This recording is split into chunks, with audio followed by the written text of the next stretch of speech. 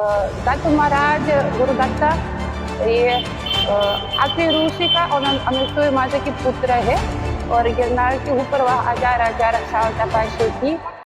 આપણે સૌ કોઈ એક દિવસની રાહ જોઈને બેઠા હતા અને એ છે શિવરાત્રીનો દિવસ અને શિવરાત્રીનો દિવસ આવી ગયો છે। હવે તમને શિવરાત્રીનો દિવસ યાદ આવે એટલે પહેલું યાદ આવે તમને ભવનાથ એ જુનાગઢ। કહેવાય છે ને કે સંત સુરા અને સાવજોની ધરતી, માન મોભો મર્યાદા મહેમાન ગતિ આ બધું જ તમને એ ગીરમાં મળે અને એ ગીરમાં પાછો તે ગિરનાર છે અને ગિરનારના લોકો કેવા કે ત્યાં બધું જ મળે। કારણ કે આવા જ્યારે તહેવારો આવે એ ગિરનારની લીલી પરિક્રમા હોય, કંઈ પણ ધાર્મિક કાર્યક્રમો હોય અને એમાંય ખાસ કરીને હવે તો શિવ ભગવાનનો એ વિશેષ મહિમાવાળો તહેવાર કે જેમાં લાખોની સંખ્યામાં લોકો એ મેળાનો આનંદ માણે છે, લાખોની સંખ્યામાં સાધુ સંતો એ બધા જ ભેગા થાય છે, મૃગીકુંડમાં સ્નાન કરે છે અને આહલાદક આનંદ માણે છે। નમસ્કાર, આપ જોઈ રહ્યા છો ન્યૂઝ રૂમ અને આપની સાથે હું છું ભાવી। તો શિવરાત્રીનો આ મેળો એ પ્રખ્યાત મેળો છે। આમાં આવતા સાધુ સંતો હરેક વખતે આપણે નવા સાધુ સંતો જોવા મળતા હોય છે અને ખાસ એ વાત છે સાહેબ કે આપણે આ ભારતમાં જે હિન્દુ સંસ્કૃતિની વાતો કરીએ છીએ ને તો એ વાતો વિદેશમાં પણ થાય છે। એક વિદેશી સાધ્વી આજે જોવા મળ્યા કે જે એ અખાડાની અંદર બેઠા હતા અને જ્યારે મીડિયાએ એમને પૂછ્યું કે ક્યાંથી આવ્યા છો ત્યારે એમણે આખી વિગતો આપી ત્યારે મને એવું થાય કે ભાઈ હિન્દુ સનાતન ધર્મ કેટલો શુદ્ધ હશે કે જેમાં એ વિદેશીના લોકો પણ પોતાનું જીવન એ સારી એવી જિંદગી જીવવાને બદલે એ સાધ્વી બની જાય છે, સંતો બની જાય છે। ઘણી વખત આપણે એવું કહીએ ને કે જો આ ભૂરિયા છે ભાઈ, પણ એ ભૂરિયા નથી, એ તો ભગવાનના માણસ પણ કહી શકાય। પહેલાં એ સાધ્વીને સાંભળો કે જે જુનાગઢમાં શિવરાત્રિના મેળામાં છેક વિદેશથી એ અહીંયા આવ્યા છે। એમનો પહેરવેશ તમે જુઓ અને પછી તમે જજ કરજો કે આ સાધ્વી માટે શું કહેવું। मेरे नाम अन्नपूर्णा गिरी श्री जगदम्बा शिवराज गिरी जी।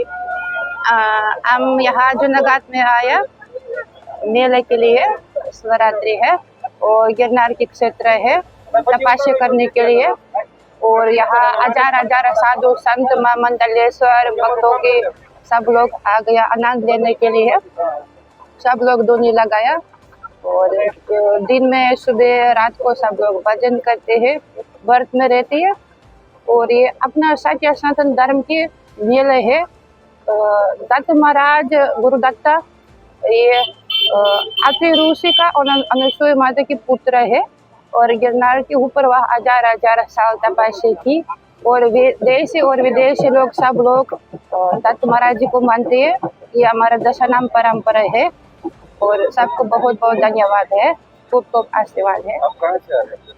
हम यहाँ जूनागढ़ में रहते हैं, हमारा आवाना कारण है। તો જે સાંભળ્યા ને તમે આ એ જ સાધ્વી છે કે જે ભારતના નથી, એ વિદેશના છે, એ શિવરાત્રિના મેળામાં આવ્યા છે। તમે એકવાર શિવરાત્રિના મેળામાં જાઓ ને તો જોજો એવું નથી કે ભારતીયો જ હોય, ત્યાં તો અઢળક એવા લોકો હોય છે કે જે સાધ્વી સાધુ નથી હોતા પરંતુ વિદેશથી માત્ર મેળો નિહાળવા માટે આવે, સાધુ સંતોના આશીર્વાદ લેવા માટે આવે। કેમ? તો એ પણ કદાચ સનાતન ધર્મને માનતા હશે અને આવું બધું જોઈએ ત્યારે આપણને ગર્વ થાય કે ભાઈ સનાતન ધર્મમાં જન્મ લેવો એ પણ બહુ ભાગ્યશાળીની વાત છે। અને આવા મેળા કે જે શિવરાત્રિનો મેળો થાય એ શિવરાત્રિના મેળામાં જવું, ત્યાં બધા જ સાધુ સંતોને એક સાથે જોવા, એમના આશીર્વાદ મેળવવા। કહેવાય છે ને આપણે પહેલાં નથી 3 લાઈન કહેતા, ભાવ ભક્તિ અને ભોજન આ ત્રિવેણી સંગમ એ શિવરાત્રિના દિવસે ત્યાં ભવનાથ અને જુનાગઢની તળેટીમાં જોવા મળે છે। અને જુનાગઢ શિવરાત્રિનો મેળો હોય, લીલી પરિક્રમા હોય, જય જય ગિરનારીના નાદ સાથે ગુંજી ઉઠે છે। દૂર દૂરથી લોકો ત્યાં એક આસ્થા શ્રદ્ધાના વિશ્વાસ સાથે એ જુનાગઢની ધીંગી ધરા પર ઉતરે છે, ત્યાંથી દર્શન કરી અને એટલું ધન્યતા અનુભવે છે। અને પછી જ્યારે વાત કરતા હોય, અમે તો ઘણી વખત મેળામાં જતો એટલે અમે પૂછીએ એમ રેન્ડમલી કોઈને પણ કે બા મોટી ઉંમરના હોય તો પૂછે કે બા મેળામાં આવીને કેવું લાગ્યું?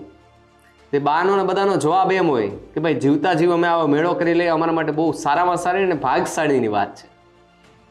તો હવે તો જવાનિયાને પણ કહું છું કે કેફે બેફેમાં જવાનું છોડો ને શિવરાત્રીના દિવસે જાઓ ગિરનારમાં, મળો એ બાબાને, 2 મિનિટ બેસો તો ખરા એ બાબા પાસે યાર, સનાતન ધર્મ વિશે જાણવાના પ્રયત્નો તો કરો.